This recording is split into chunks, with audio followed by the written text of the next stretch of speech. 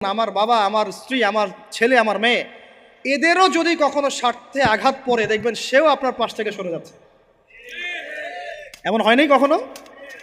আপনার বন্ধু, আপনার ব্যবসার পার্টনার, আপনার বস, আপনার কলিগ, ওদের স্বার্থে আঘাত হলে ওরাও সরে যাচ্ছে পাশ থেকে। জিগরি দোষ সরে গেল পাশ থেকে, হয় না এমন?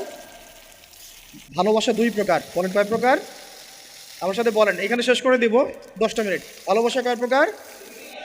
একটা হচ্ছে নিঃস্বার্থ ভালোবাসা। কি স্বার্থ?